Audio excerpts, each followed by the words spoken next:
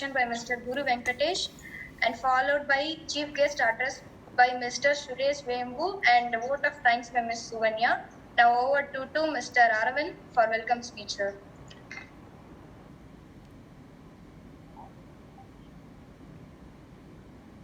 Good morning to one and all present here. I am Aravind. I take the immense pleasure to welcome our resource person, Mr. Suresh Vembu sir, Director and Corporate Secretary of PTAKR Corporate Renewables. Our advisor and professor, Dr. S. Ravichandran sir, Professor and Head, Dr. A. Nirmal Raj sir, Professor and Dr. S. Gangadharan sir, and other faculty members and MBA students for the live guest lecture on topic impetus for renewable and clean energy due to current geopolitical issue. Once again, I welcome you all for the session to enlighten your insight. Thank you.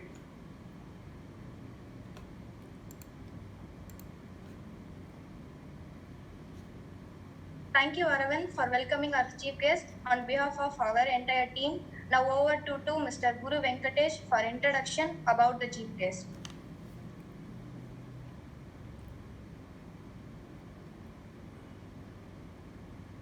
Good morning to one and all present here. I am Guru Venkateshwaran, here to present a brief introduction about our Honorable Speaker, Mr. Suresh Vembu. Mr. Suresh Vembu is the Director and Corporate Secretary at PTAKR Corporate TBK, and he is the member of Institute of Chartered Accountant of India and Bachelor of Commerce degree from Bangalore University, India. Mr. Suresh Vembu, a seasoned and recognized professional in the field of business development, corporate finance, mergers and acquisition, governance with focus on best ESG practices, and have extensive contact with bankers, regulators, leading investors and market professionals.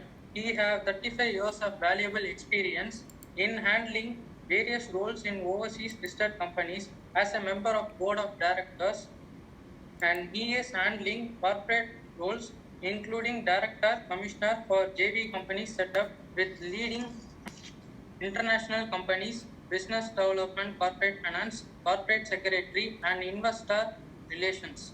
Mr. Suresh Vembu is now currently managing new business expansion in fuel retails, aviation fuels, independent petroleum storage terminals, LNG and renewables. He had arranged funding for project finance in China and Indonesia for bond markets. He has introduced corporate governance, preparing and delivering roadmap for ESG. He has received multiple awards for corporate governance among the top companies in Indonesia for ESG practices. He has built a good stock value for stockholders for base as AKR with a long-term international foreign and domestic investor. He has been rewarded Best CFO in Asia for second consecutive years by Corporate Governance Magazines Hong Kong and other awards. Thank you.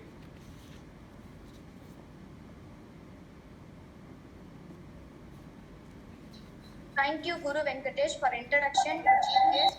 Now I request our Honorable Resource Person, Mr. Suresh Vembu sir, to address the gathering. Thank you very much for organizing this event and webinar. First of all, thank you, Dr. Nirmal Raj, thank you, Dr. Ravichandran, and also the entire faculty of Savita Engineering College for inviting me to make a presentation to the MBA students today.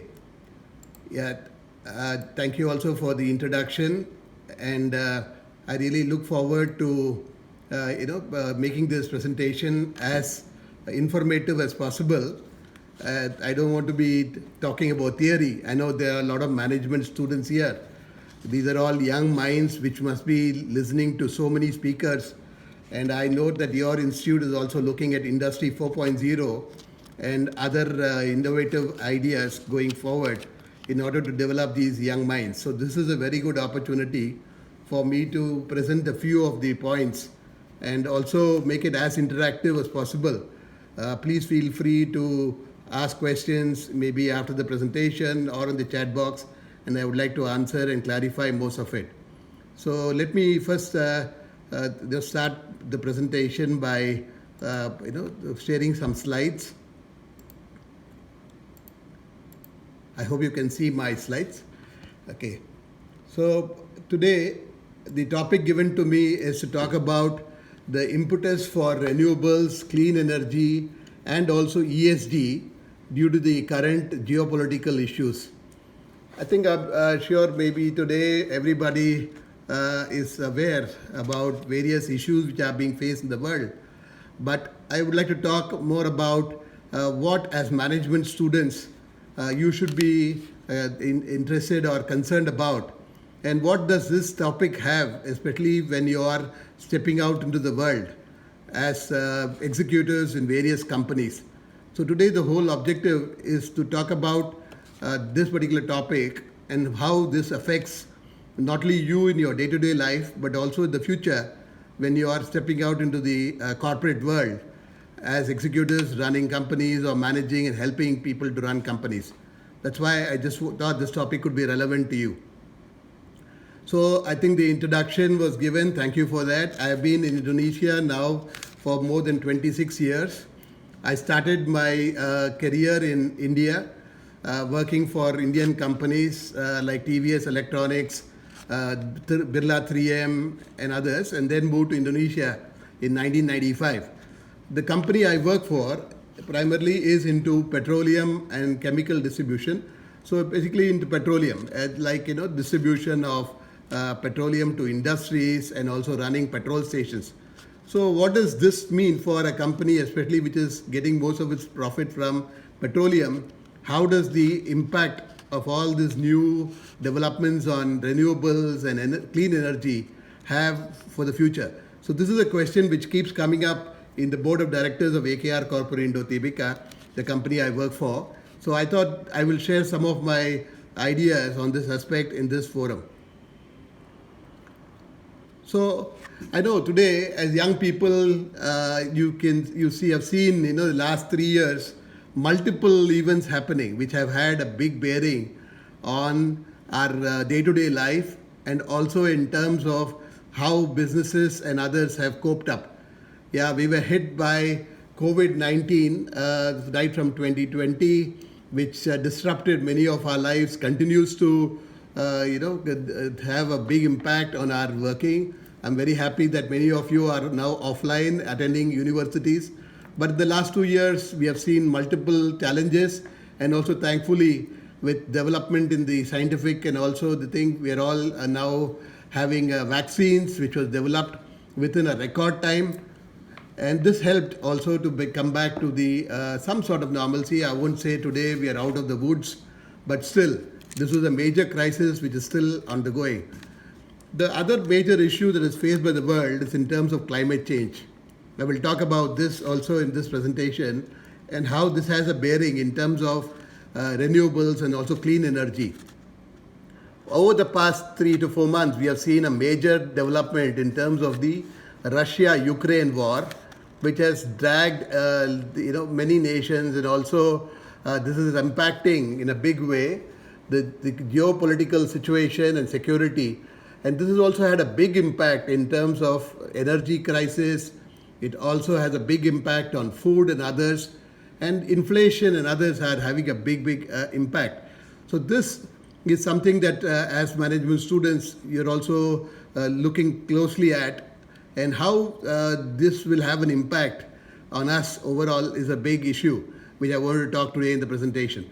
So these multiple crises happening in the world today are a major issue is one, with the war going on in Ukraine and Russia, we see that the prices of commodities, whether it is food like wheat prices or corn prices, as you see in this particular screen, prices of all these commodities have gone up significantly, primarily because both Ukraine and Russia are major suppliers of food and agriculture, but also they are a major source of energy, whether it is gas, whether it is oil. So you can see that there is a big impact overall on the markets, especially with wheat prices or corn prices or all commodities, including oil and others, are going up. So this has had a very big impact in terms of inflation, especially after COVID. Yeah, the economy started opening up. We already see the impact of the supply chain disruption, increasing the prices. So this has, coupled with that, this war in Ukraine has also resulted in inflation climbing up to a 40-year high in places like USA, America, and worldwide. Now this has touched close to 8% in the US. I think in India and all is about 5%. But this has impacted day-to-day cost of living and also the way the economies are now coping up. So this will have a big impact in terms of not only reducing the purchasing power of people, but also increasing the interest rates going forward. So this will also have a big impact overall in this. In addition to that, if you see the global economy, the projections from the World Bank and IMF show that the world economy is slowing down because of these issues. We had the COVID, so economies worldwide recorded negative growth. In 2021, we saw that the growth started to accelerate, where the economies opened up to 6.1%. But now the projections are that with the ongoing war and also COVID, the economies globally will start slowing down to about 3.6% growth as against earlier higher growth potential. Similarly, the advanced economies of the world, whether it is talking about in USA or in America or in Asia, these are also seeing a lower growth primarily because of these geopolitical conditions. Emerging markets and developing economies like India are also likely to see lower growth. While the government was projecting about 7.8% growth, yeah, the World Bank and others are looking at, especially with high energy prices, also difficulties in supply chain, the emerging markets and developing economies also will see some slowdown due to all these geopolitical conditions. So I just want to set the background for why I think this is a very important topic for us to discuss today. So one of the most important aspects, one of the crises which was coming up and which caught up the attention of the world was in terms of climate change. As young people, all of you are aware that there's now a big concern with global warming happening. The climate is now changing, and this could have a very big short-term and long-term impact on the economies and also our livelihood going forward. So if you see the thing, I just picked up this data. I'm sure in Chennai now, many of you must be feeling the heat. I'm sure there is, I think, normally itself May is a difficult month, the Agni Nakshatram and all, but I heard April was one of the hottest months in 122 years in India, with temperatures rising very significantly. So India, like other countries in the world, is experiencing huge impact from climate change, which is a very major issue facing the world and also the world population. So I think this is a matter which has been going on for now over 3 to 4 decades. As countries started industrializing, as they started using a lot of fossil fuels and the emission of carbon went up, we see that the temperatures in the world and also global and land temperature have started to rise and going year after year, which has a very severe impact on economies going forward. Not only you have global warming, you have melting of glaciers, you have unseasonal rains. I'm sure in Chennai you have seen over the past years so much of unseasonal rains, floods everywhere, which has also had a big impact overall.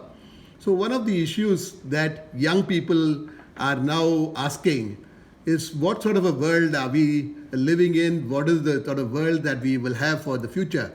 So many young people globally are now asking questions about how sustainable the world would be, how the future of the world would be going forward.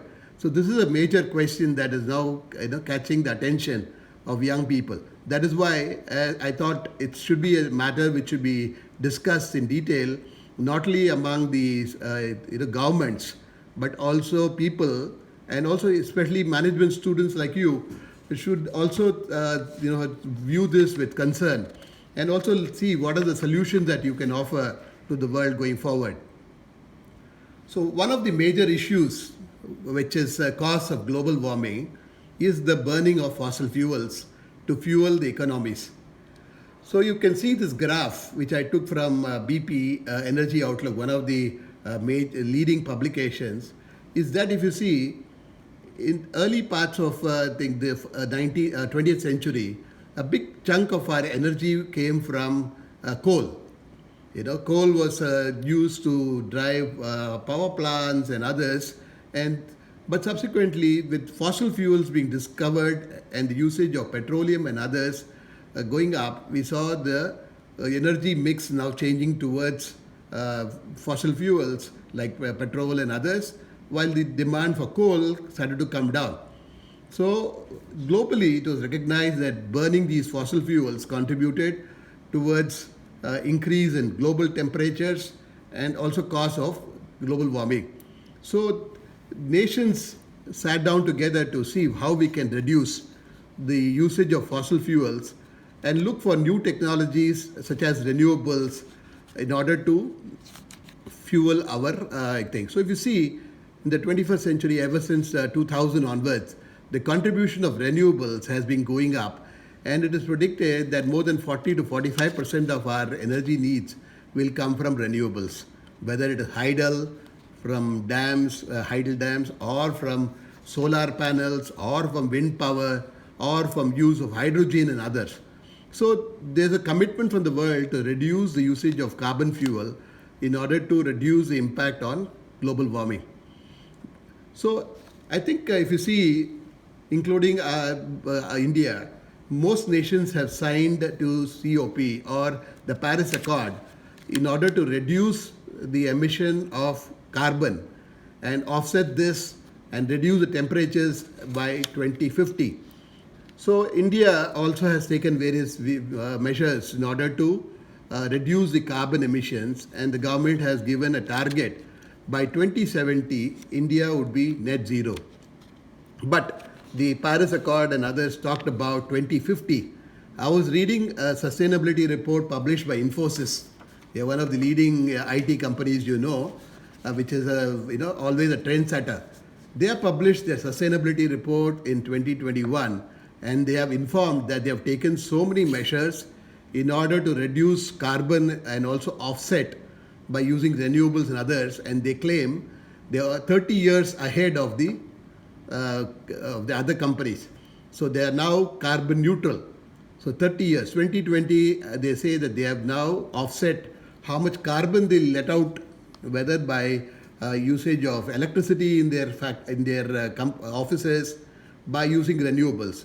Also, they have lot of traveling activities. When they travel across to commit their projects, they are using aeroplanes. So how much carbon is now let out is also being calculated.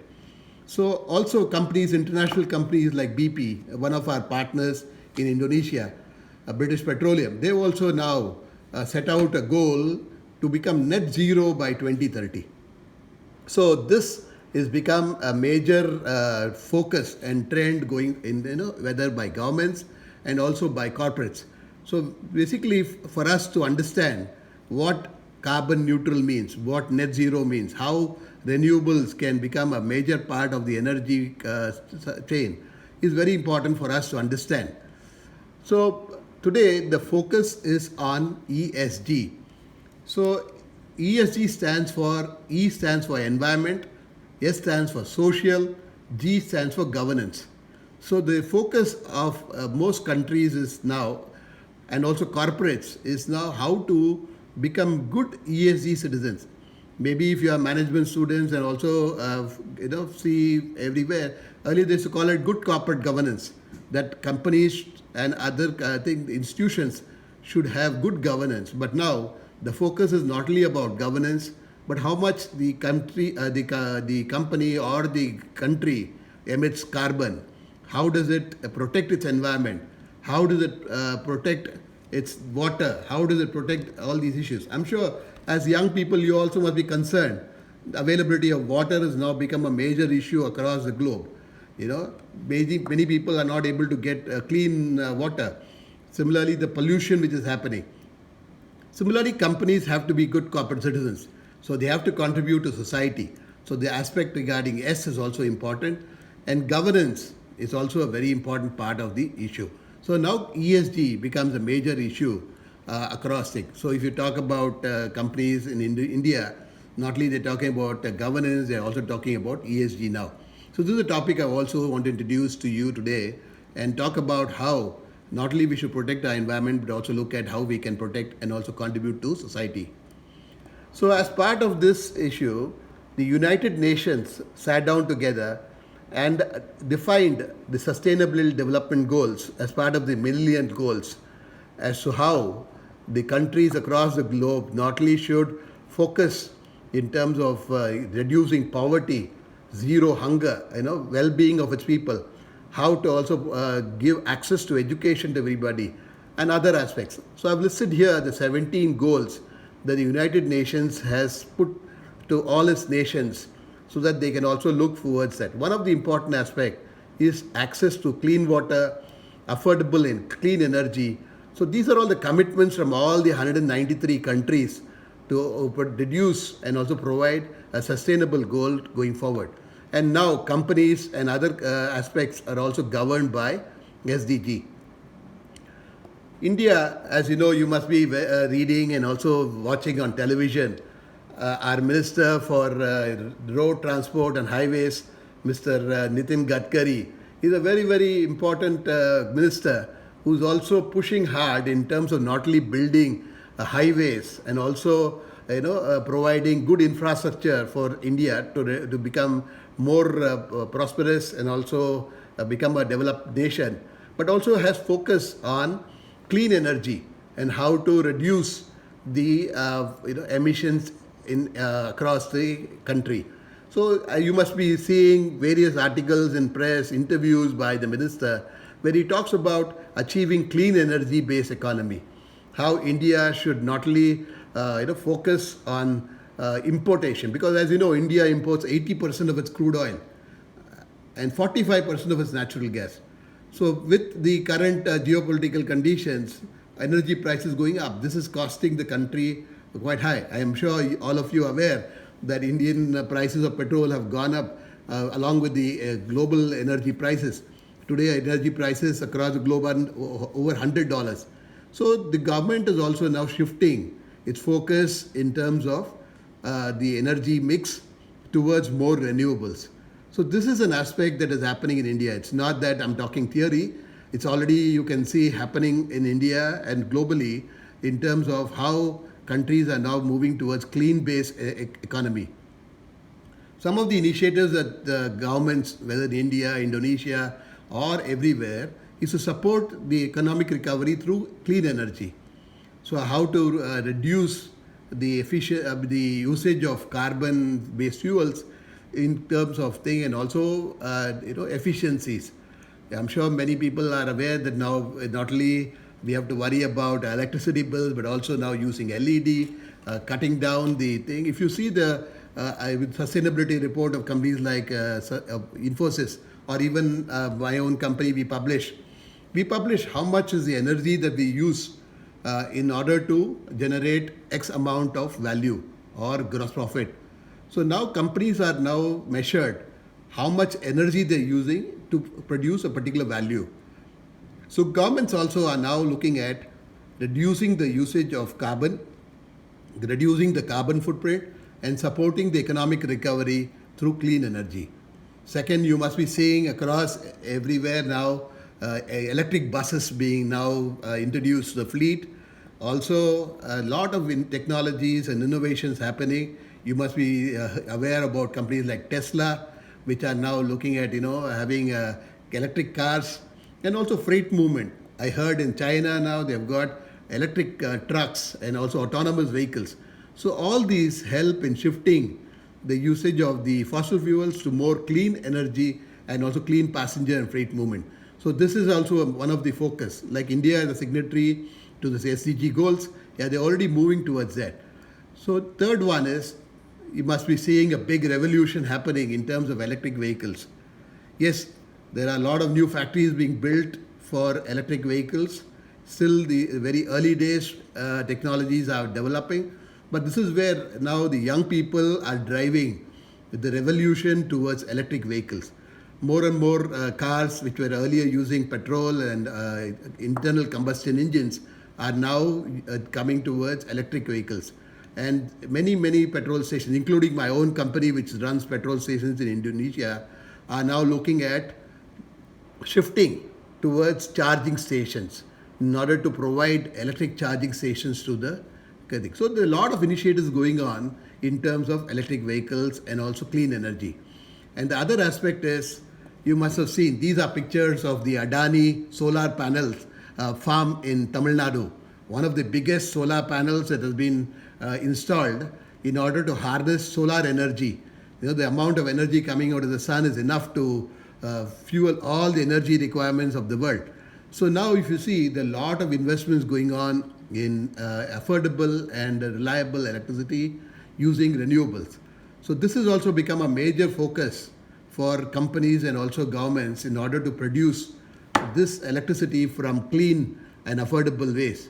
So India is also blessed, being a tropical country with abundant sunlight and also wind power. So these are all the views that even the government of India globally are trying to provide from affordable energy.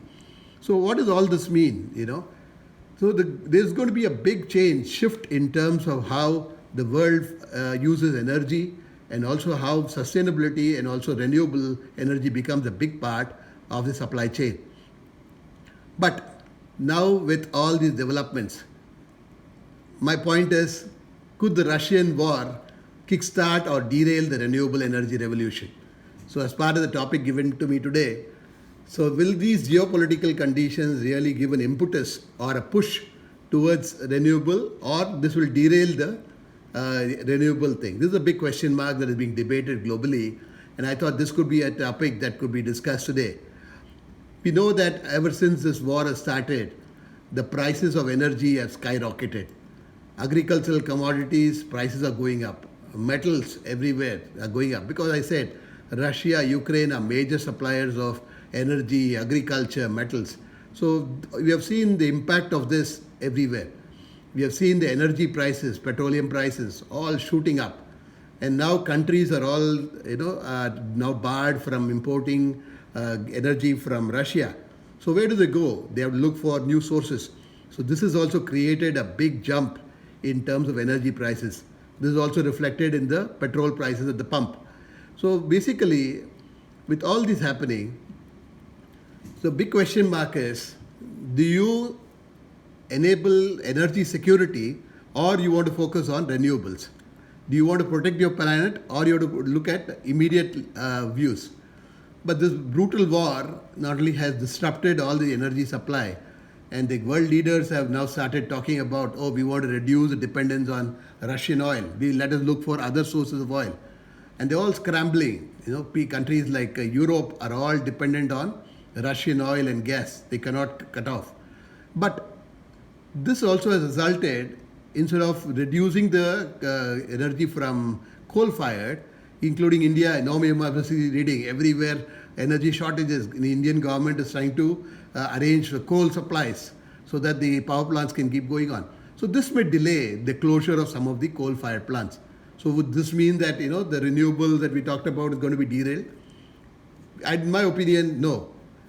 Instead of depending upon fossil fuels and also dependence upon countries which have the resources of fossil fuels, now countries are now looking at transitioning to the renewables. The major usage of Russian gas is Germany. Germany has now set up a target by 2035. They want to reduce the usage of fossil fuel, but they want to go to renewables. Countries will now start investing more in renewable energy, such as solar, wind, power, like I talked about India. So there are going to be a lot of investments coming into these sort of areas, which will open up a lot of new avenues and opportunities for young people like you who are stepping into the world going forward. I'll explain to you why. So all these aspects have now again brought into focus this aspect of ESG. So this impact of the global warming, talking about the energy security, cleaner energy, all these have made companies and boards talk about how to make their companies more sustainable going forward. So let me just talk briefly about what sustainability means for the various thing by taking some definitions. Sustainability is development which will not compromise the ability of future generations. I said young people are now protesting. Why? Because they say you people are ruining the environment, you people are polluting our seas, our waters. What are you going to leave for the future generations? So the development that meets the need of the present without compromising the ability of future generation and to meet our own needs. Similarly, now companies are all being forced to also look at their practices and report regarding the sustainability practices. So there are a lot of definitions and also agreement among various countries. I know when COVID hit, we all realized how futile and how vulnerable we were to even a small virus, how our health systems were not coping up, how the requirement to keep our environments clean was all there. So the governments and also the people really rose to the occasion. Similarly, in the case of energy now, especially driven by this crisis, sustainability becomes very, very important. So sustainability, like I mentioned, is not only about environment, it's also about social. It's about how companies and governments and societies take care of their people, how the security practices, the health safety of the people, how employee diversity is important, how also in terms of learning and development is important. These are all the very important aspects that are covered today as part of the governance of companies. Similarly, like I said about environment, how to reduce the consumption of energy. We have to now report in all our reports how much energy we are using in order to deliver a particular amount of value. How much effluents are we eating, how much waste we are letting out, including how much paper we are using. Those are all the aspects that are now going into. So annual reports of companies and sustainability reports are not about only profit now. Stakeholders, investors, shareholders, governments, everybody is asking questions now about how you are complying with the environmental aspects. Similarly, economic aspects. Governments and companies have to run their state and also the companies. So it's more important to deliver economic performance without sacrificing all the aspects of environmental and social. Similarly, as management students, you'll also be working with various boards in the future. So in terms of boards and governance is also a very important part of this overall ESG practices. So basically, like I said, these aspects have come into importance ever since 2015, 2016, how the companies have to be sustainable. All these economic and geopolitical conditions are not going to derail these things. Maybe this will actually push more the governments and companies to look for how to make these companies sustainable in the future. Sustainability company means one which can manage its carbon footprint efficiently, how it can use minimum amount of water and resources, how it can reduce the waste and pollution, and also take care of all its people, not only the people living in the country, but also your own employees. Today, there's a big focus on how many women are employed in companies. We're asked to also now look at gender diversity, also to protect human rights. These are all aspects that are being covered as part of the governance in companies, and also in terms of how we can be fair and transparent to all our employees. So in terms of these aspects regarding geopolitical events, though there may be some amount of delay in some of the countries, but still the big drive towards increased focus on ESG is there. We are all as directors, as management are reporting to our shareholders. We're all asked these questions: how your company is looking at ESG, how you are treating your employees, how you are becoming a good corporate citizen, and what opportunities are there for getting renewables into your thing, and also potential performance benefits of all these things. So ESG and sustainability still is a very important part, and clean energy plays a very important part about ESG. One aspect regarding the ESG, it's difficult for us to keep on talking about ESG unless there is a focus and push mainly on the funding. So today, if you are a company which is focusing on renewables, focusing on clean energy, there are a lot of incentives and subsidies and also funding available. So if you see over the past couple of years, a lot of big investors, whether it is BlackRock or it is Fidelity or it is various pension funds, are all putting a lot of emphasis on funding these projects. So a lot of money is available for these projects, and many companies now, if you want to get funding, the first thing they ask is, what is your ESG practice? How much are you doing in terms of renewable? How much are you talking about clean energy?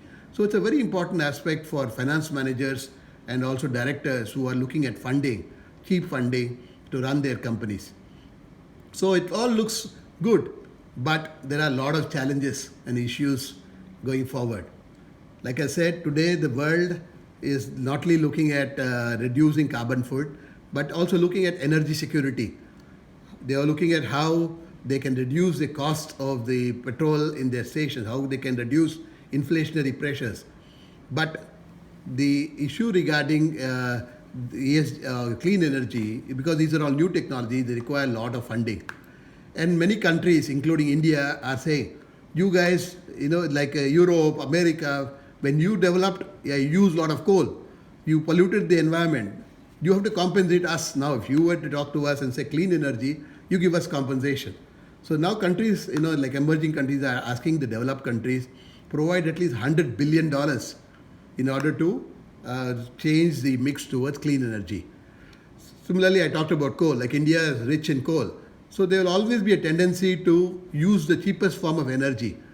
But luckily, the Indian government and also the other developing countries are looking at the future. They're not looking at current only. So they're also looking at cleaner energy. The third thing is, yes, the immediate impact of this war will make countries shift from fossil fuels, but the governments are now also focusing on putting more emphasis on cleaner energy and also reducing the carbon footprint, which is a commitment to reduce the global warming. So there are challenges, a lot of funding is required, and also the current inflationary environment will force issues, but it is a very important thing for us to look at the future. That is why I think we will still be relevant in terms of putting cleaner energies going forward. So my last slide would be, as young MBAs and also professionals who will enter the corporate world, what are the opportunities for you and why you should worry about all these things happening in the world? As thinkers, as future leaders, it's also important for you to look at the world and also look at how companies and countries can be sustainable going forward, how you can have an important part in the world. So there are a lot of opportunities for young people like you coming out of universities who are doing MBAs in terms of being specialists in renewable energy, in clean energy, looking at roadmaps and also think to how to lay out these practices. Many of you will become maybe project specialists in many companies. Maybe you will be required to execute many energy projects. So being a specialist in terms of clean energy, renewables is now a good option for MBAs. Similarly, now recruiters are looking for graduates who are having these sort of skills, especially on environmental sciences, maybe IT, which can support these sort of measures. The new areas opening up, which will give new types of jobs for young people coming into the corporate world. Similarly, like I said, sustainability and also boards are being asked a lot of questions. Also, we require a lot of specialists on sustainability. I, for one, in Indonesia, just published my sustainability report. I went around the market looking for good professionals who can help me to, measure how much carbon we are emitting, how much is the efficiency of all the operations. Very few people are available. So there's a very good combination of engineers along with management people who can develop these sort of skills in order to not only analyze the impact of all these measures. You will be sought after in the market as sustainability and ESG specialists. So there are a lot of new opportunities coming up in the field of clean energies, renewables, and also ESG, which I think you can all look at, and also this will be a good opportunity going forward. I think with this, I close my presentation and we can take more questions and also have a discussion about other points. Thank you very much.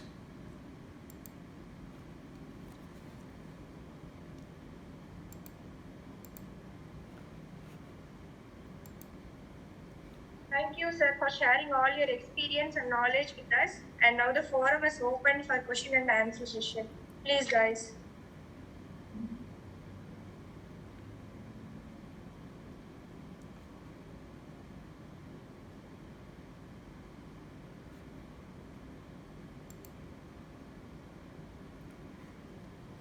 Good morning, sir. This is Geetanjali. Yes, please. My question is the impact of petroleum prices because of Russia and Ukraine war, and is there any chance in decrease of the prices after the war is getting over? Yes, I think a good question. Like I said today, this increase in the petroleum prices, commodity prices worldwide, is because there's a big disruption in supply. Russia and Ukraine were huge suppliers. I think you know them as it's an organization called OPEC, oil producing and exporting countries. Russia was not part of that, but they're an important part of the supply chain. So especially with the boycott of Russian oil, countries being told that if you were to deal with Russia, you will have huge issues. Also, a lot of economic sanctions being put on Russia. There's a huge amount of supply chain, supply gap. The demand is going up in various economies, but the supply from Russia is now being cut off. Similarly, gas. So this supply-demand situation resulted in the prices of energy, including petroleum, going up significantly. Oil prices have now at record levels, at even touching more than $100 per barrel. Yeah? Now, I think if I look at diesel today, because I deal with it every day, the price of diesel is $138 a barrel. Yeah, in terms of last year, the same time was about $60. So actually, the price of the petroleum prices have doubled over the last 1 year, primarily because of supply concerns. One thing is, today every country is now looking at realigning itself, right? One country wants to go along with the West, whether you're talking about Europe, you talk about America and others, they all want to go away from the Russian supplies of gas and oil. Whereas Russia is now trying to sell this oil to countries like India, China, African countries and others which can take it. So this war, if it continues for more time, the prices of the oil will continue to be high. So this will automatically reflect in the price at the pump. But the way going forward is people, governments are now realizing they should not be only dependent on fossil fuels. They should also look at how to increase the renewables and also the contribution of clean energy. For example, India now with all these measures is trying to increase the contribution of renewable energy in the energy mix. Because energy is not only used in your cars and motorcycles and things, it's also used to power power plants, it's used to power industry. So basically, when they can shift the mix and increase the portion of renewables, the dependence on the fossil fuels will come down, and then the countries can be more self-sufficient. So for time being, I think oil prices will continue to be high until and unless there's a resolution to the war.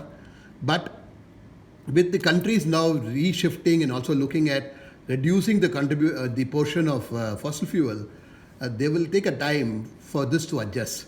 So for time being, I think for the next at least 6 months to 1 year, you will see the petroleum prices still being quite high. But there's a solution. You don't have to now, if you see, now the government is trying to push in India, they're trying to push people to buy more electric scooters. They're trying to introduce more mass transport services. They're trying to put in more emphasis on electric buses, which don't run on petrol or diesel. So this way, the imports of India can come down. 80% of Indian oil is imported. So if you can start reducing the amount of imports of oil and start using renewables, like India, like I told you, is blessed with solar energy. If you can use more of solar in your power, this will also reduce the dependence on oil. So that is one of the moves that India is also doing, like other countries across the globe. Even Indonesia is trying to look at, within the next 5 years, 25% of the energy will come from renewables. So this is a big shift going on in the world. Good morning, sir. This is Sonali. Yes, Sonali. Sir, I have two questions.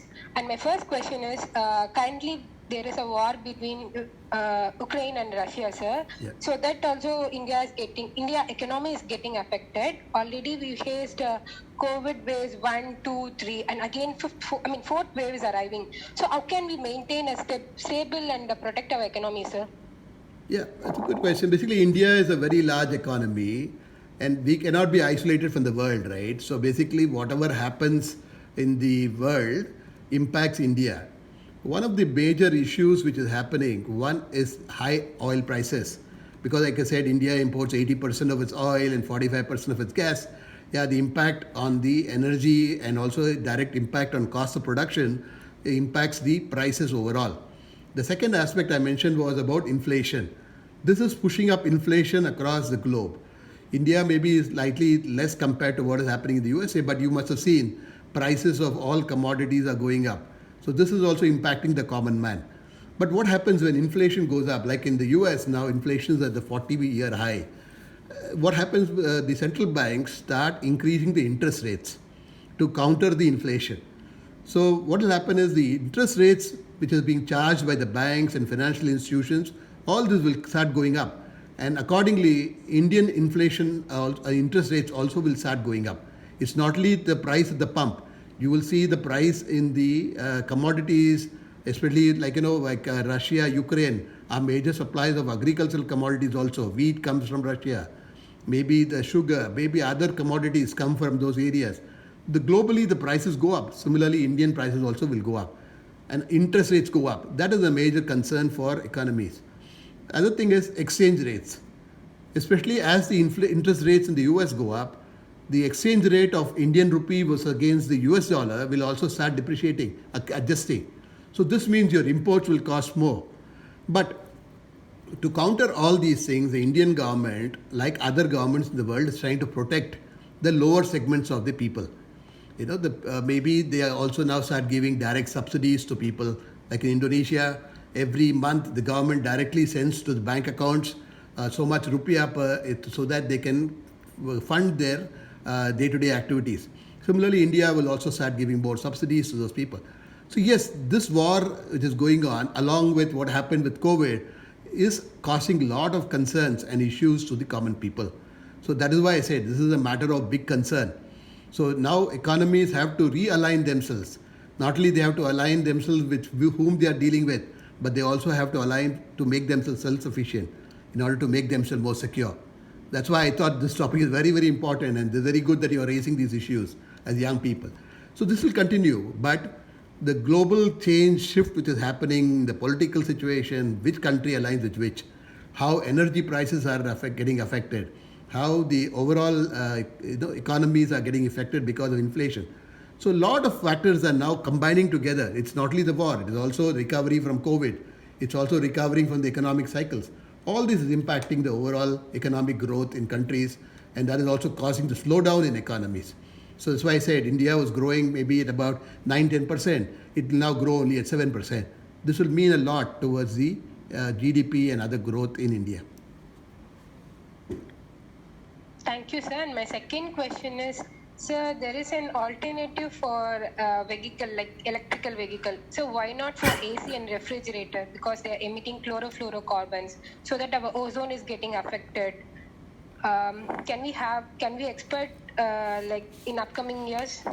Sure, I think you see, most important is to fuel your concerns regarding CFC. There is already a lot of global protocol, and also now they are trying to reduce the usage of CFC and use new technologies in order to cool not only refrigerators but also other activities. But most importantly, to run your refrigerators, the power comes from where? Does it come from coal? Does it come from burning the fossil fuels? Or is it coming from cleaner energies? Is it coming from the solar panels that is there in Ramanathapuram, for example? I heard near Rameshwaram and elsewhere, the huge solar panels coming up which supply to the grid.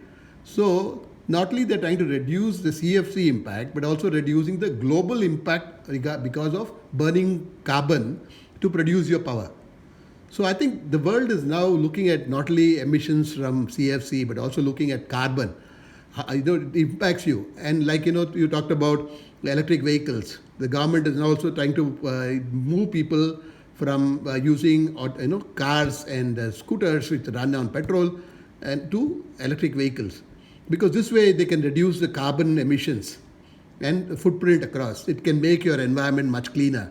Instead of burning coal to fire your power plants, you can use cleaner energy. So that is the focus. I think there is a multi-pronged approach.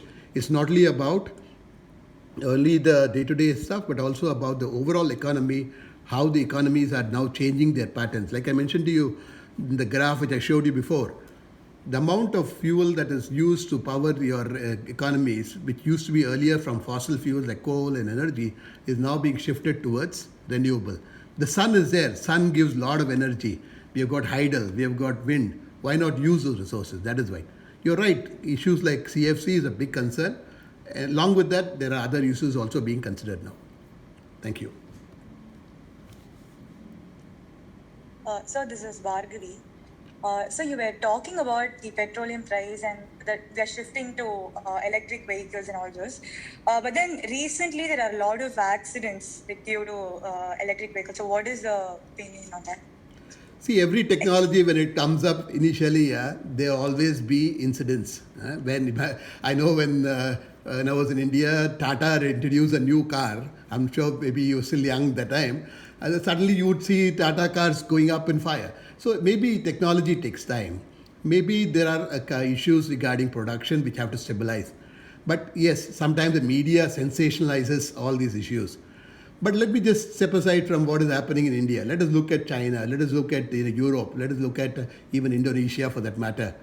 The world is moving towards shifting from usage of automotives which are using internal combustion to electric vehicles. Yes, there will be one or two incidents which will happen because maybe in Chennai now, I'm not sure, the temperature outside must be 44 degrees or 42 degrees. So when you are running your scooters using these technologies, maybe there could be incidents of fire, the same thing. It will happen, initial part of the technology.